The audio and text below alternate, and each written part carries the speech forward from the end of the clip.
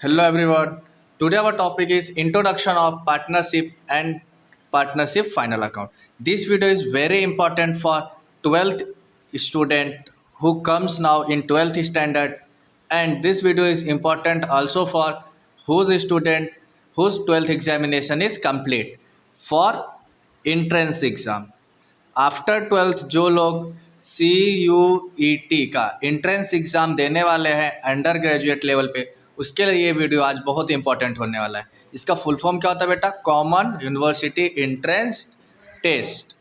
ये टेस्ट देने के बाद आपको सेंट्रल यूनिवर्सिटी में डायरेक्टली एडमिशन मिल सकता है। ओके, सो इस एग्ज़ाम में आपके पास जो भी क्वेश्चन होंगे कंप्यूटर बेस्ड आएंगे। और कैसे आएंगे बेटा? सारे क्वेश्चन ऑब्जेक्टिव टाइप होंगे। सो इस वीडियो में हम ट्राई करेंगे जो भी चैप्टर पढ़ेंगे सब कैसा कोशिश करेंगे कि हर एक पॉइंट के हम ऑब्जेक्टिव्स को क्लियर कर पाएँ। ओके, सो अगर आप हमारे वीडियो पर चैनल पर नए हैं तो हमारे वीडियो को लाइक शेयर एंड चैनल को सब्सक्राइब जरूर करें एंड बेल आइकन भी प्रेस करें ताकि आपको अपडेट्स इंस्टेंटली मिलते रहें। सो हम इंट्रोडक्शन से देख लेते हैं। The sole proprietorship has its limitation such as limited capital, limited managerial abilities, unlimited liability, no stability, then absence of specialization, etc.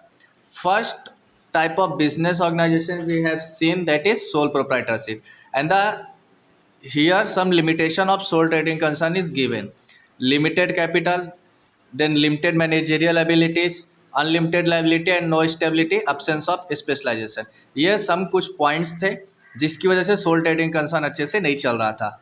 Hence when when a business is to be set up on a scale which need more capital and involve more risk, two or more person come together to run it। So उन difficulties को, limitations को दूर करने के लिए क्या होता है, जब हम किसी बिज़नेस को थोड़ा और बड़ा करना चाहते हैं और उसको थोड़ा स्केल कराना चाहते हैं, उस बिज़नेस को हमें क्या चाहिए होता है? ज़्यादा कैपिटल चाहिए होता है और ज़्यादा रिस्क होता है उसमें। तो रिस्क को और कैपिटल इंट्रोड्यूस करने के लिए, रिस्क बियर करने के लिए two or more person are needed, so they are come together and run it। They agree to share the capital, the management, the risk and profit of business। वो जो दो partners आते हैं, दो business में आते हैं ओनर्स, तो वो क्या होते हैं? एग्री होते हैं बिजनेस का कैपिटल शेयर करने के लिए एंड मैनेजमेंट शेयर करने के लिए, रिस्क एंड प्रॉफिट शेयर करने के लिए of the business. Such mutual relationship based on agreement amongst this person is term as partnership. और वो जो अपने म्यूचुअल रिलेशनशिप की वजह से एक दूसरे के साथ आते या फिर एग्रीमेंट की वजह से आते, तो ऐसे पर्सन को हम क्या बोलते हैं बेटा? पार्टनरशिप बोलते हैं। ऐसे बिजनेस को क्या बोलते हैं? Partnership business. The person who have enter into the partnership are individually known as partner. तो एक ये बनता है आपका ऑब्जेक्टिव यहाँ पर कि the person who have enter into partnership is known as partners and collectively as firm. और अगर वो कलेक्टिवली किसी पार्टनरशिप में आते हैं तो उसे हम क्या बोलेंगे? फर्म्स बोलेंगे। ओके, और उनके रिलेशन को क्या बोलेंगे बेटा? हम उनके रिलेशंस को पार्टनरशिप बोला जाता है। और जो इंडिविजुअली पीपल्स टुगेदर आएंगे उन्हें क्या बोलेंगे? पार्टनर्स इंडिविजुअली, और कलेक्टिवली क्या बोला जाता है? फर्म बोला जाता है। सो ये है हमारा इंट्रोडक्शन में से हमें 3-4 बेसिक पॉइंट्स मिल चुके हैं। Then meaning and definition of partnership. Partnership is an organization where there is an association of two or more person coming together to carry on a business with a view to share profit or losses of a firm। देखो, partnership क्या एक organisation है जहाँ पर association होता है, means लोग आकर मिलते हैं, ऑफ टू और मोर पर्सन। वो क्या होते हैं? जो एसोसिएशन या जो ग्रुप बनता है क्या होता है? 2 और 2 से ज़्यादा लोगों का बनता है, ठीक है। और ये क्या करते हैं? कैरी यानी चलाते हैं, रन करते हैं business with view to share profit and losses of the firm. और उनका मेन मोटिव क्या होता है? बिजनेस का और फर्म का प्रॉफिट शेयर करना, प्रॉफिट और लॉस जो भी है उसे बियर करना और शेयर करना। सो एक ऑब्जेक्टिव यहाँ से आता है कि पार्टनरशिप का मोटिव क्या होता है? तो शेयर प्रॉफिट और losses and burn the losses of the firm. Then definition. अब डेफिनेशन में हम जो फर्स्ट पॉइंट पढ़ेंगे ना वही बहुत इंपॉर्टेंट है। Indian partnership act 1932 section A, this is very important. Okay, Indian partnership act 1932 section 4। Okay, मैंने यहाँ पर भी ए बोला था, सॉरी, वो सेक्शन 4 है। So Indian partnership act 1932 section 4 define the partnership as. So partnership का डेफिनेशन दिया है इंडियन पार्टनरशिप एक्ट 1932 सेक्शन 4, यहाँ से डेफिनेशन आता है पार्टनरशिप यानी it is the relation between persons who have agreed to share the profit of business carried on by all or any one of them acting for all. So partnership क्या बेटा, एक relation है persons का, ऐसे persons का relation है जो agreed करते हैं बिजनेस का प्रॉफिट शेयर करने के लिए, चाहे वो फिर पूरा फर्म कर रहा हो, बिजनेस एक्ट कर रहा हो, या फिर कोई एक बंदा कर रहा हो, एक पार्टनर एक्ट कर रहा हो, एक्टिंग फॉर ऑल। अंडरस्टूड। सो यहाँ पर से भी हमारा डेफिनेशन में से भी कुछ पॉइंट बनते हैं कि पार्टनरशिप क्या एक रिलेशन है, किनके बीच में, पर्सन्स के बीच में। कैसे पर्सन्स के बीच में? Who have agreed to share the profit of the business. Okay, then another definition is according to Professor Handy, partnership is the relation existing between person competent to make contract who agree to carry on a lawful business in common with a view to earn private gain. Okay, then in page number 2, after that we have some feature of partnership firm. First of all, we have agreement, principal agent, lawful business, sharing of profit and losses, unlimited liabilities, registration, joint ownership and management, principal agent again, same point at dissolution. So first point is agreement. Partnership is a result of agreement between partners. So partnership जो ये क्या होता है, एक result है, किस चीज़ का result है? Agreement of partners. It could be written or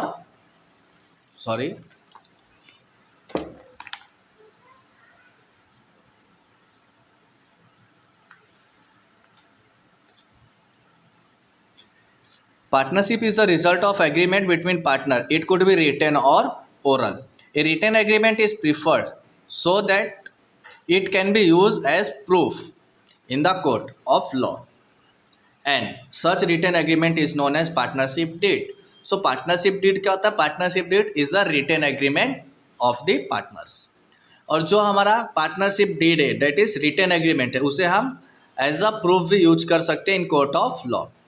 second point, number of partner. Minimum 2 partner are needed to start partnership firm. Partnership start करने के लिए और in a partnership minimum 2 partners are required, and the maximum number of partner are 50 according to companies act 2013 and amended इन 2014। तो maximum कितने partners चाहिए? 50 partners चाहिए according to companies act. Third, lawful business. Business undertaken by partnership should be lawful. It can not undertake business which is not allowed by state. आपको ऐसे business run करने और undertake करने जो क्या हो, लॉफुल हो, यानी लीगल बिजनेस हो। ऐसे बिजनेस नहीं होना चाहिए जो कि आपके स्टेट में अलाउड ना हो। The definition of partnership also does not permit any illegal business. So हम इसमें बोल सकते हैं कि पार्टनरशिप में क्या परमिट नहीं होता है, तो does not permit any illegal business. और कैसे बिजनेस परमिसेबल होते हैं? Which your state allow to run the business. Understood? Then sharing of profit and losses. The purpose of partnership is to earn maximum profit. Partner have to share profit and losses according to the ratio given in the agreement. If the agreement is silent about the ratio, then the profit and losses will be shared equally in the ratio, that is 1:1. This is very important point as per CUT exam and as per 12th base. So अगर partnership deed है अगर आपका, और partnership deed silent है about the sharing of profit and losses of the business, then we have to share the profit and losses of the business is equal ratio amongst the partner. Okay, silent means क्या होता है? Silent means ऐसा कि उस agreement में, partnership में जो भी आपका प्रॉफिट होगा, जो भी लॉस होगा, उसको हम किस रेशो में शेयर करेंगे ऐसा मेंशन किया हुआ नहीं होगा। तो जब ये सब चीज़ें उसमें मेंशन नहीं होगी तो हम उसे साइलेंट पार्टनरशिप डीड बोलते हैं। और साइलेंट पार्टनरशिप डीड जब होगा तो हम प्रॉफिट एंड लॉसेस को इक्वली शेयर करते हैं। Then next point is unlimited liability. The liability of partnership is unlimited, joint and several, that is partner are liable till the last rupee in their pocket. So unlimited liability होती है partners की। आपके partnership में जो भी losses हो रहे हैं वो आपको पे करने ही हैं जब तक आपके पॉकेट में मनी है। If assets of business is not sufficient to pay liability, then personal property of partners can be used.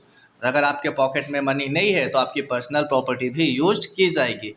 If any one of the partner is declared insolvent, then his liability will be borne by the solvent partner. और अगर गलती से कोई partner insolvent हो जाता है, ये insolvent साथ में आएगा यहाँ पर, तो उसके हिस्से का जो भी लॉसेस आएगा और लाइबिलिटी आएगी वो अदर जो पार्टनर्स है वो बर्न करेंगे, और वो पार्टनर कैसे होंगे, सॉल्वेंट होंगे। ओके, जैसे A and B are the two partners and A become insolvent and B is now till 8 he is solvent partner, then all the liabilities are borne by the partner B which is solvent partner. Okay, then sixth, registration of partnership firm is compulsory only in the state of Maharashtra. So this is a very important point, this comes under registration is compulsory only in the state of Maharashtra with effect from 1st April 2005 according to Indian Partnership Act 1932. Registration of partnership firm is optional. It means a firm may or may not be registered. अभी देखो 2005 तक क्या था, 1 April 2005 तक आप partnership को registered करो या ना करो कुछ भी फर्क नहीं पड़ता था, but after 1 April 2005 in the Maharashtra state it is compulsory to registered your partnership firm according to Indian partnership act 1932. Registration of partnership firm is optional. It means आप उसको रजिस्टर करा भी सकते हो, नहीं भी करा सकते हो in another states of India. Okay, Maharashtra के अलावा अगर आप किसी भी स्टेट में बिजनेस कर रहे हो पार्टनरशिप, तो आप वहाँ रजिस्टर करा भी सकते हो और नहीं भी करा सकते हो. Registration of firm merely certifies its existence and it is process to entering the name of partnership firm in the register of registrar. ठीक है, अगर आप अपने पार्टनरशिप को रजिस्टर कराते हो तो वो क्या हो जाता है, सर्टिफाइज हो जाता है और उसका एक एग्जिस्टेंस आ जाता है आपके पास. Then 7, joint ownership and management. Each partner is joint owner of the property of the firm. जितने भी पार्टनर होंगे सारे पार्टनर क्या होंगे, आपके बिजनेस के, आपके पार्टनरशिप फर्म के जॉइंट ओनर होंगे. So no partner can use property for personal use and therefore all partner has equally owner of the property of the business. So no one can use personal use for the property of business. All partners have equal rights in managing the firm. So all partner are jointly responsible for the management of the firm. अभी हर एक partner देखो joint owner है, it means equal owner है, उसके पास equal management power भी है, तो क्या करेंगे, बिजनेस को मैनेज भी इक्वली ही करेंगे. 8, very important point, principal and agent. Each partner work in two fold capacities. Two fold capacities means वो दो तरीके से काम कर सकते हैं. First one is principal means आप ओनर बोल सकते हैं यहाँ पर, and agent means as the employ of the firm. A partner act as principal of the firm which is outsiders and with other partners he act as an agent. दो जो partner है वो principal बन रहता है, किसके लिए रहता है प्रिंसिपल, आउटसाइडर्स के लिए, अनदर पार्टीज के लिए. ओके, और एजेंट किसके लिए होता है, अपने पार्टनर्स के लिए होते हैं. एजेंट मीन्स अपने फॉर्म में वो क्या करते हैं, वर्क भी करते हैं, तो वो क्या होते हैं, एजेंट होते हैं. और प्रिंसिपल आउटसाइडर्स के लिए होते हैं, क्योंकि अगर आपके बिजनेस कोई भी आउटसाइडर आ रहा है तो उसके लिए तो आप ओनर हो ना, बट आप खुद के बिजनेस में आप अपना पार्टनरशिप चला तो आप वर्क भी करोगे, तो वहाँ पर आप क्या हो जाते हो, एजेंट हो जाते हो. Understood. Then the another 9th point and the last is features में.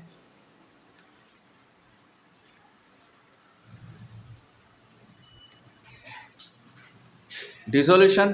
A partnership firm can be dissolved through agreement between the partners.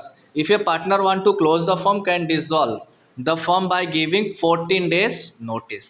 अगर कोई पार्टनर चाहता है कि अब हमें पार्टनरशिप में मुझे कंटिन्यू नहीं करना है, तो 14 डेज नोटिस देकर गिव अप कर सकते हैं. The firm can also dissolve if partner dies, retires and become insolvent और इंसेंस. डाइज मीन्स डेथ हो जाता है, अगर वो रिटायर होना चाहता है तो रिटायरमेंट, एंड इंसॉल्वेंट हो गया इट मीन्स उसके पास कोई भी मनी अब नहीं बचा पेंडिंग, तो भी वो पार्टनरशिप क्या हो जाएगा, ऑटोमेटिकली डिसॉल्व होता है. अगर इंसेंस है इट मीन्स अगर वो पागल हो जाता है या उसका दिमाग की हालत ख़राब हो जाता है तो भी पार्टनरशिप डिसॉल्व हो जाता है. सो यहाँ तक अगर आपको कोई डाउट है तो आप कमेंट करके पूछ सकते हैं. अंडरस्टूड. एंड फटाफट वीडियो को हमारे लाइक कर दीजिए एंड शेयर कर दीजिए. Then we have partnership deed. यहाँ पर आप देख सकते हैं ये येलो कलर में हमें एक पार्टनरशिप डेट बना के दिया गया है. ठीक है, इसके बारे में पढ़ते हैं पार्टनरशिप डेट क्या क्या होता है. Basically we know about partnership deed. इस partnership deed is the agreement, written agreement between the partners. Okay, the document containing partnership agreement among partner is called partnership deed. ये इसमें से भी आपको ऑब्जेक्टिव क्वेश्चन आएंगे. It contain the terms and condition which are agreed upon by all the partners, ठीक है। इसके अंदर ये पार्टनरशिप डीड में क्या मेंशन होता है, सारे के सारे कंटेंट्स होते हैं, और ऐसे कंटेंट्स में it means terms and conditions होते हैं जिसके लिए सारे पार्टनर्स क्या करते हैं, एग्री करते हैं। एन एग्रीमेंट में बी रिटन और oral, but when it's written it's called as deed. Agreement आपका रिटन भी हो सकता है और ओरल भी हो सकता है। व्हेन अगर ये रिटन है तो उसे हम क्या कहते हैं, डीड कहते हैं। The partnership act doesn't make it compulsory to have a written agreement. Partnership act जो है हमारा, वो हमें ऐसा कुछ नहीं कंपलसरी कर रहा है कि हमें पार्टनरशिप डीड बनाना ही है, इट मीन्स रिटन एग्रीमेंट करना ही है, okay. However in case of dispute among the partner, it is always is the best course to have a written agreement duly signed by all the respective partners and register under the act. Partnership deed contains the rule and regulation frame for the internal management of the firm. It also an article of partnership. तो हम partnership deed को और क्या कहते हैं, article of partnership भी कहते हैं, राइट। अब इसमें देखो हमें पार्टनरशिप डीड रिटन क्यों करना चाहिए, इट मीन्स रिटन एग्रीमेंट क्यों लेना चाहिए, क्योंकि स्टेट ने तो कंपलसरी किया नहीं है, लॉ ने भी कंपलसरी नहीं किया, कंपनीज एक्ट ने भी कंपलसरी नहीं किया, बट फिर भी हम एग्रीमेंट क्यों बना रहे हैं। अगर हमारे पास रिटन एग्रीमेंट होता है तो इन केस इन फ्यूचर अगर हमारे पास कोई डिस्प्यूट्स होता है अमंग्स द पार्टनर, देन हम क्या कर सकते हैं, उस एग्रीमेंट को एज अ प्रूफ यूज कर सकते हैं, okay. Then content of partnership deed, तो जो और हाँ हम पार्टनरशिप डीड को और क्या कहते हैं, article of partnership. Content of the partnership deed, partnership deed के अंदर क्या क्या कंटेंट्स होते हैं एक एक यहाँ पर दिए गए। Name and address of the firm and it's main business, business का नेम एड्रेस और बिजनेस करेगा क्या वो दिया होता है। Name and address of all partner and duration of partnership, partnership कितने पीरियड के लिए है कम से कम वो दिया होता है, एड्रेस दिया होता है, नेम दिया होता है ऑल पार्टनर्स का। Capital contribution of all partners, आपके अपने पार्टनर्स जो है बिजनेस के सारे पार्टनर्स का कैपिटल कंट्रीब्यूशन होता है, कौन कितना कैपिटल दे रहा है कौन सा partner. Then ratio in which ratio in which profit and losses are to be share, ratio भी मेंशन होता है, ठीक है। अगर ये रेशो नहीं मेंशन होगा प्रॉफिट एंड लॉसिंग का, PSR that is profit and loss share ratio, तब हम क्या करेंगे वहाँ पर पार्टनरशिप डीड को क्या बताएंगे, साइलेंट बताएंगे, और जो भी प्रॉफिट एंड लॉस होगा हम उसे इक्वली शेयर कर देंगे। Then right duties and liabilities of the partners, partners के राइट क्या है, उनकी ड्यूटीज़ क्या होती हैं, लाइबिलिटी कितने तक है हम वो भी मेंशन कर देते हैं इसमें। Provision related to admission retirement death etcetera of partner, अगर हम इनकेस देखो पार्टनरशिप है तो कभी ना कभी तो डिसॉल्व तो होना ही है, रिटायरमेंट तो हो सकता है पार्टनर का, इनकेस हम फ्यूचर में न्यू पार्टनर्स की भी हमें नीड हो सकती है, तो उससे रिलेटेड सारे के सारे प्रोविज़न यहाँ पर होते हैं। Then rate of interest on capital loan and drawing etcetera are given, अगर कोई पार्टनर जैसे कैपिटल तो सारे पार्टनर्स देंगे तो उस पर कितना इंटरेस्ट चार्ज करेंगे, लोन अगर कोई पार्टनर दे रहा तो उस पर कितना इंटरेस्ट होगा, ड्राइंग अगर कोई पार्टनर कर रहा तो उस पर कितना इंटरेस्ट होगा, ये सारा चीज़ पार्टनरशिप डीड में मेंशन होता है। Salaries commission etcetera if payable to any partner, अगर कोई पार्टनर है वहाँ पर एज एक्स्ट्रा वर्क कर रहा है तो उसके लिए वो सैलरी कमीशन क्या लेगा वो भी मेंशन होता है। Settlement of accounts on dissolution of the firm वो भी मेंशन होता है। Method of settlement of disputes among the partners, any other matter relating to the conduct of business. So all these 11 points are mentioned or in the partnership deed, that is written agreement, okay. Then we have the importance of partnership deed. Why partnership deed is important? So partnership deed is very important document because okay, तो partnership deed is a document, ये आप objective के लिए prefer कर सकते हैं। It is a written agreement which contain all terms and conditions of partnership business. It form the basis of mutual relationship among the partners. Moreover, partnership deed regulates the right, duties and liabilities of all partner as well as firm. So by having partnership deed, partner disputes in future may be avoided. So basically partnership deed is importance only for the जो भी partners के disputes होंगे future में वो easily dissolve हो सके, या फिर वो जो डिस्प्यूट्स होने वाले हैं वो डिस्प्यूट जनरेट ही ना हो, इसीलिए पार्टनरशिप डीड सबसे ज़्यादा इंपॉर्टेंट होने वाला रहता है, okay. Then we have another important topic, that's our provision of the partnership. So जो प्रोविज़न ऑफ पार्टनरशिप फॉर्म दिया गया है ये भी बहुत इंपॉर्टेंट है to accountancy point of view. Provision of Indian partnership act 1932, at the time of information sorry at the time of formation of partnership firm, a document is prepared called partnership deed, and all terms and conditions are mentioned into the deed, but the partnership deed is silent about any point of then these issues is solved as per the provision in partnership act 1932। देखो बहुत सारे points हैं जो partnership deed में mention किए जाते हैं, but in case अगर कोई पॉइंट्स रह गए हैं तब उस केस में partner provision in partnership act 1932 section number 12 and 17 का यूज़ करके उन्हें डिसॉल्व किया जाता है। ठीक है, अब वो है क्या क्या हम वो पढ़ लेते हैं।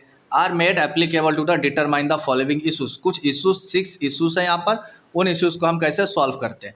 तो डिस्ट्रीब्यूशन ऑफ प्रॉफिट जो है वो कैसे सॉल्व होगा। सो देखो, if the partnership deed is silent about the profit sharing ratio, then the profit and losses are distributed among the partner is equal ratio. अगर ये हमने पहले भी पढ़ चुका है कि अगर पार्टनरशिप डीड साइलेंट है तो जो भी बिजनेस का प्रॉफिट और लॉस होगा इक्वली डिस्ट्रीब्यूट या फिर बियर किया जाएगा। Interest on drawing, as per the provision of Indian Partnership Act 1932, if the date of drawing is not given, then average of 6 month interest is charged on drawing. So Partnership Act 1932 is clearly given the provision for interest on drawing. If the date of drawing not given, then you have to charge only for 6th month, average of 6th month interest. Okay. Then third, interest on partners loan. अगर कोई partner loan दे रहा है business को तब क्या होगा, interest क्या होगा उसका। If the partner provides additional amount to the business as loan but rate of interest on loan is not given, then 6% interest is allowed. अब suppose A and B and C are the partner, A B C are the partner, and A क्या करता है, business को need पड़ता है, जब business को जरूरत पड़ती है तो ए क्या करता है, एडिशनल पैसे लेके आता है। और वो क्या सोचता है, मैं एडिशनल पैसे जो ला रहा हूँ मैं एज अ लोन दे रहा हूँ बिजनेस को। बी और सी को इन्फॉर्म करता है कि मैं लोन दे रहा हूँ, बट उस टाइम पे वो तीनों में से क्योंकि पैसे की ज़्यादा ज़रूरत होती है तो कोई भी इंटरेस्ट के बात पे बोलते ही नहीं है कि इंटरेस्ट कितना लेंगे या कितना पे करेंगे। ओके, तो ए क्या करता है, इजीली बिजनेस में पैसा तो दे देता है। अब जब बात होती है रीपे करने का, यानी लोन सेटल करने का, तब वहाँ पे इंटरेस्ट चेक किया जाता है। तो देखो स्टार्टिंग में तो इनका कोई भी बात हुआ ही नहीं था कि इंटरेस्ट लेंगे कितना। सो ऐसे केस में और आगे उनका झगड़ा ना हो तो ऐसे केस में 6% पर एनम के हिसाब से इंटरेस्ट अलाउ होता है in the interest on partners loan में। ओके, देन आता है interest on capital. If the partnership deed is silent about interest on capital, then interest is not allowed. अगर आपके पार्टनर, आपके बिजनेस में, आपके पार्टनरशिप डीड में इंटरेस्ट ऑन कैपिटल को लेकर कोई सेटलमेंट है, कोई भी इंफॉर्मेशन नहीं है, तो आपको इंटरेस्ट ऑन कैपिटल अलाउ नहीं करना है। फिफ्थ, सैलरी और commission to partners. So as per the provision made in the Indian Partnership Act 1932, no salary, commission, allowance or any remuneration is to be given to any of the partner for any extra work done for the firm. However, if any provision is made in partnership deed, then partner are entitled to get commission or salary as per the agreement. तो अगर आपका कोई भी partner, आप किसी भी partnership form में admission ले रहे हो, यानी आप पार्टनर बन रहे हो किसी बिजनेस के, और अगर आप वहाँ पे अपने पार्टनरशिप डीड में मेंशन नहीं करते हो कि हम अपने जो भी हम यहाँ पर वर्क करेंगे, एक्स्ट्रा वर्क करेंगे तो उसका कमीशन या सैलरी लेंगे, तो as per the partnership act 1932 section I think 16, आपको कोई भी एक्स्ट्रा कमीशन सैलरी मिलने वाला नहीं है। ओके, सो अगर आप अपने बिजनेस से, पार्टनरशिप बिजनेस से सैलरी कमीशन चाहते हो तो आपको वो आपके पार्टनरशिप डीड में मेंशन करना पड़ेगा, कंपलसरी है। Sixth, admission of a new partner. As per the provision of the Indian Partnership Act 1932, no outside person can be admitted into the firm as a partner. Okay, हमारे business में कोई भी new बंदा outsider as a partner नहीं आ सकता है। कब तक नहीं आ सकता है? Without the consent of the other partner. जब तक सारे पार्टनर्स का एक साथ एक डिसीजन नहीं बनता तब तक कोई न्यू पार्टनर के एडमिशन बिजनेस में नहीं हो सकता है। सो एक एक पॉइंट मैं आपको बहुत क्लियर कट एक्सप्लेन कर रहा हूँ यहाँ पर पार्टनरशिप के बारे में। सो आपको एक एक पॉइंटली करते जाना है, और ये जो हम पढ़ रहे हैं ये सारे के सारे ऑब्जेक्टिव इसमें से आ सकते हैं। Okay, after that we have method of capital accounts. हमें कैपिटल अकाउंट कैसे कैसे प्रिपेयर करने पार्टनर के, अब हम वो देख लेते हैं। सो अमाउंट इन कैश और kind brought in by the partner to manage business activity is terms as capital. सो आपको ये लाइन सिंपली याद करके रखना है कि अमाउंट इन कैश, आप या तो कैश लेके आ रहे हो बिजनेस में, पार्टनर लेके आ रहा है, तो कोई काइंड, इट मीन्स कोई एसेट लेके आ रहा है बिजनेस में, तो उसे हम क्या बोलेंगे, सिंपली कैपिटल बोलेंगे, वो बिजनेस में यूज होना चाहिए। Partners maintain the operate some method of the capital accounts, the two method of capital accounts are discussed below.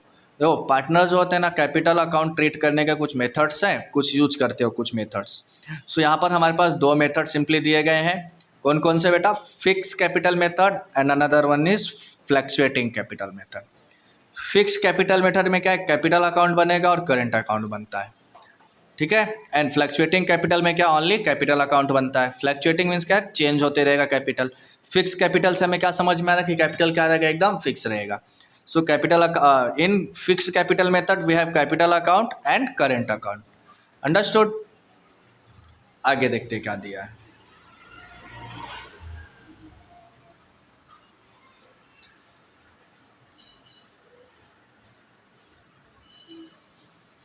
Fix capital method, first of all हम देखते हैं आप यहाँ पर fix capital method. In this method amount of capital of partner remain the same at the end of that financial year. यानी fix capital method से हमें समझ में आ रहा है कि साल के शुरू में जो भी हमारा कैपिटल होगा वही capital at the end of financial year भी होगा। कैपिटल में कोई भी चेंजेस नहीं होगा, no increase no decrease, there is no addition और subtraction from capital during the year. Okay, so ये अभी तक का दो लाइन फिक्स कैपिटल में बहुत इंपॉर्टेंट है। When this method is adopted, partners open a new account in name of partners current account। और जब भी हम फिक्स कैपिटल मेथड यूज करेंगे तो कैपिटल अकाउंट के साथ साथ हमें always partners current account open करना पड़ता है। And all the related to capital adjustment are solved through partners current account. For example, drawing of partner, interest on drawing, interest on capital, partner salary, commission, brokerage, share of profit and losses are recorded into the current account. Understood? All these points are very important as point of view CUET exam and the objective purpose of 12th examination. Okay? कि हम current account में क्या क्या लिखने वाले हैं, drawing, interest on capital, partner salary, commission, brokerage, salary of profit and losses, share of profit and losses. Okay, so proforma of fix capital method के अंदर हम देखो पार्टनर्स कैपिटल बना रहे हैं। नाउ यहाँ पर सिंपली देखो debit and credit, particulars amount, X partners amount, Y partners amount, particular amount okay. अब देखो to balance carried on, all we have no देखो जो हमारा कैपिटल है, कैपिटल का बैलेंस क्या होता है बेटा, ऑलवेज क्रेडिट बैलेंस होता है। तो हम यहाँ पर क्या करेंगे, बाय बैलेंस ब्रॉट डाउन, यानी जो भी हमारा प्रीवियस ईयर का बैलेंस होगा पार्टनर्स का वो हम यहाँ पर क्या कर लेंगे, ब्रॉट डाउन कर लेंगे। After that by cash and bank account, इस साल हम जो भी बिजनेस में कैपिटल लेके आएंगे वो लिखेंगे। ओके, और दोनों पार्टनर्स के कॉलम में अमाउंट लिखना होता है हमें। और अगर हम इस साल कोई पार्टनर बिजनेस में कोई एसेट ला रहा है, ठीक है, कैपिटल के फॉर्म पे, तो हम वो भी लिखेंगे, उस एसेट का अमाउंट लिखेंगे। अंडरस्टूड। और इनका जो भी बैलेंस होगा वो बैलेंस यहाँ पर हम टोटलिंग करेंगे। जब इसे बैलेंस करेंगे तो डेबिट साइड में क्या आ जाएगा, simply to balance carried forward, और यही बैलेंस नेक्स्ट ईयर क्या हो जाएगा, यहाँ पर ब्रॉट डाउन होता है। अंडरस्टूड। ये था हमारा पार्टनर्स कैपिटल अकाउंट, बहुत ईजी था। अब हम इसमें देख लेते हैं कुछ जनरल एंट्रीज क्या है। When additional capital is introduced by a partner, so cash account debit to partners capital account debit dot comes in. Partners capital account debit, देखो sorry, cash bank account, business में आपके cash आएगा या तो bank में पैसा आएगा, so cash bank account debit debit dot comes in. Credit the giver, partners क्या है, गिवर है, तो partners capital account. Okay, second, when capital amount is brought in by a partner in form of asset. अब कोई partner अगर किसी asset के form में लेके आ रहा है तो asset account debit to partners capital account, asset account debit to partners capital account. Understood. Then अब था ये हमारा, देखो हमने फिक्स कैपिटल में करेंट पार्टनर्स कैपिटल अकाउंट पढ़ा, अब हम फिक्स कैपिटल मेथड में पार्टनर्स करेंट अकाउंट पढ़ने जा रहे हैं। When fix capital method is adopted by the partnership form, a new separate account is open, that is partners current account. In this account, all adjustment related to capital are recorded. Partners current account में show debit और credit balance. Partners का जो current account है वो debit और credit दोनों हो सकता है, but in the case of partners capital account there is only credit balance. Understood. Now drawing made by the partner in the current account year, goods और any asset taken over by partner, interest on partner capital allow by the firm, interest on partner drawing interest on partner drawing charged by the firm, salary, commission etc payable to the partner, distribution of profit or losses of the firm, ये सारे चीज partners current account में mention होते हैं। Okay, एक बार और quickly हम देख लेते हैं क्या क्या होता है। Drawing made by the partner, goods taken over by the partner, interest on partners capital allow, interest on partner drawing charge, salary commission and distribution of profit and losses, ये हम पार्टनर्स करेंट अकाउंट में show करते हैं। Understood? After that then we have the partners proforma of partners current account, debit credit. इनका देखो, इनका balance जो है वो किसी भी साइड हो सकता है। अगर डेबिट बैलेंस रहेगा तो इस तरफ ब्रॉट डाउन करेंगे, क्रेडिट बैलेंस होगा तो यहाँ पर ब्रॉट डाउन करना। ओके, अब देखो पार्टनर्स करेंट अकाउंट में क्रेडिट साइड क्या आता है, इंटरेस्ट ऑन कैपिटल आएगा, सैलरीज आएगा, कमीशन आएगा, प्रॉफिट एंड लॉस आएगा। क्यों आएगा? देखो पार्टनर्स को इंटरेस्ट मिलेगा उसके कैपिटल में, सो क्रेडिट लिखते हैं ना, गेन होता है ना, और जो भी गेन होता है हमारे लिए हम उसे क्या शो करते हैं, क्रेडिट। गोल्डन रूल याद है, debit all expenses and losses, credit all income and gains. तो ये इनकम एंड गेंस है, सो क्रेडिट साइड करेंगे। पार्टनर को सैलरी मिलेगा वो भी इनकम है, कमीशन इनकम है, एंड प्रॉफिट एंड लॉस भी बिजनेस का अगर प्रॉफिट होता है तो भी क्या उसके लिए इनकम है। और क्रेडिट साइड हम क्या शो करेंगे, all expenses and losses. So drawing partners के लिए क्या है बेटा, एक्सपेंस कर रहा है ना, बिजनेस से वो जा रहा है। To interest on drawing, drawing पे पैसा देगा वो भी जा रहा है, एंड बिजनेस में अगर लॉस होता है तो भी उसे बियर करना पड़ेगा। सो ये था हमारा पार्टनर्स करेंट अकाउंट का प्रोफार्मा। एक बार और देख लेते हैं, क्रेडिट साइड क्या क्या आएगा, interest on capital, salary, commission and profit का share. Liability credit, debit side क्या आएगा, ड्राइंग आता है, इंटरेस्ट ऑन ड्राइंग आएगा, एंड लॉसेस आएगा बिजनेस का। अंडरस्टूड? ठीक है, journal entries are given, all journal entries आपको याद करना पड़ेगा, बिकॉज अगर आपको जर्नल एंट्री याद है तो जो भी आपको ऑब्जेक्टिव क्वेश्चन बनाएंगे वो जर्नल एंट्री से वो आप इजीली लिख सकते हो। ठीक है, सो हम देख लेते हैं यहाँ पर, interest allow on partners capital. So interest on capital account debit to partners capital या फिर करेंट अकाउंट, और profit and losses account debit to interest on capital account. देखो पहला इंटरेस्ट ड्यू होने का एंट्री आता है, फिर इंटरेस्ट को हम क्या करेंगे, कैपिटल में ट्रांसफर करेंगे तो उसका एंट्री आता है। अंडरस्टूड? आफ्टर दैट सैलरी और कमीशन अलाउ टू पार्टनर, तो पहला सैलरी या कमीशन ड्यू होने का जर्नल एंट्री बनेगा, सैलरी और commission in partners account debit to partners current और कैपिटल अकाउंट, और second profit and loss account debit to salary और कमीशन अकाउंट। ठीक है, ये भी क्या हो जाएगा, ट्रांसफर हो रहा है। देन कैश और goods taken over by partners for their personal use, so drawing account debit to cash और गुड्स अकाउंट, ये आएगा ड्यू होने विड्रॉ करने का, एंड देन इसे हम ट्रांसफर करेंगे करेंट अकाउंट में, तो क्या आएगा, partners current and capital account debit to drawings account. Interest charge on drawing, अगर ड्राइंग में कोई इंटरेस्ट चार्ज होता है तो क्या आता है, journal entry partners current account capital account debit to interest on drawing account, and due होने का है। ओके, और जब इंटरेस्ट हम ट्रांसफर करेंगे तो interest on drawing account debit to profit and loss account, हम जो भी पैसा हमारे पास आएगा हम सब उसे कहाँ ट्रांसफर करेंगे, प्रॉफिट एंड लॉस अकाउंट में। अंडरस्टूड? आफ्टर दैट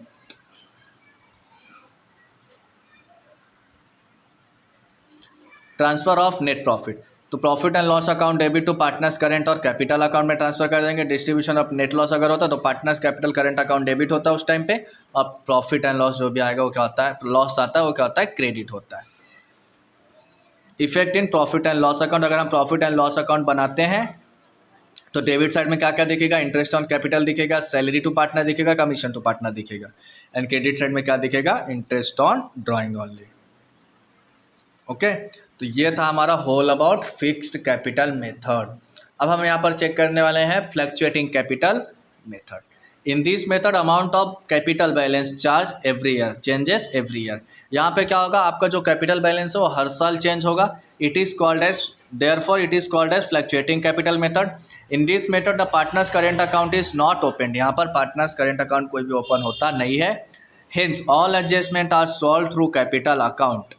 So यहाँ पर हम देख सकते हैं एक एडजस्टमेंट का एक ऑब्जेक्टिव क्या बनता है, in which account all adjustment are solved, sorry हाँ, तो क्या लिख सकते हैं हम, कैपिटल अकाउंट लिख सकते हैं और अंडर फ्लक्चुएटिंग कैपिटल मेथड कर सकते हैं। ओके, अब इसके अंदर क्या क्या चीज़ें इनिशियली यानी आती हैं, तो इनिशियल और opening balance of capital, additional capital brought by partner in cash और amount, salary commission payable to partner, interest payable to balance of partner, drawing made during the year and interest payable on the drawing, withdrawal of partner, division and transfer of net disposable profit and net adjustable loss of the firm. यानी हम fix capital method में जो चीज़ partners के current account और partner capital account में perform करे थे वो सेम एक्टिविटी अब हम यहाँ पर फ्लक्चुएटिंग कैपिटल मेथड में under only capital partners capital method में करने वाले हैं। Okay, then look at this proforma. देखो पार्टनर्स का जो भी है कैपिटल है तो कैपिटल ब्रॉट डाउन ऑलवेज यहाँ पर होगा। So by balance brought down, credit balance और डेबिट बैलेंस ब्रॉट डाउन दिया है। Okay, then by cash additional capital आता है तो interest on capital, salaries, profit and loss, और यहाँ पर क्या आएगा कमीशन भी आता है। देन डेबिट साइड का क्या आएगा, ड्राइंग्स आता है, इंटरेस्ट ऑन ड्राइंग आएगा, बिजनेस में अगर कोई लॉस हुआ है तो यहाँ पर लॉसेस आ जाते हैं। अंडरस्टूड। आफ्टर दैट यहाँ पर आ जाते हैं हमारे कुछ एग्जाम्पल्स स्टार्ट होते हैं। सो माय डियर फ्रेंड्स, हमने यहाँ पर ऑल जो हमारा थियरी पॉइंट्स था वो हमने कवर कर लिया हुआ है। ठीक है, किसके बेसिस का, पार्टनरशिप फाइनल अकाउंट का।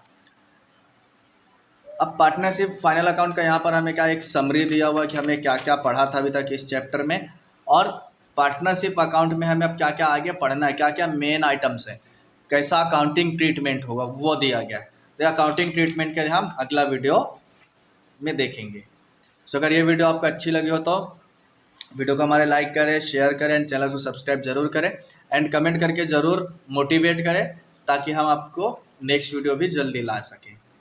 पार्टनरशिप फाइनल अकाउंट के अकाउंट्स के या बीके के जो भी हमें सम्स प्रैक्टिकल प्रॉब्लम करने उससे रिलेटेड जो भी हमारे एडजस्टमेंट्स होने वाले हैं, जो भी हमारा ट्रेडिंग अकाउंट जैसे हमारा इसके अंदर होता है, प्रॉफिट एंड लॉस अकाउंट होता है, बैलेंस शीट होता है, पार्टनर्स कैपिटल अकाउंट होता है, तो वो सब कैसे परफॉर्म करेंगे, कैसे बनाएंगे हम, वो यहाँ पर अभी हम सीखने वाले हैं। अभी तक हमने क्या सीखा है, खाली पार्टनर्स कैपिटल सीखा है और पूरी थियरीज देखी है। अब हम यहाँ पे प्रैक्टिकल प्रॉब्लम के लिए कुछ ना कुछ सॉल्व करेंगे। Okay, thank you.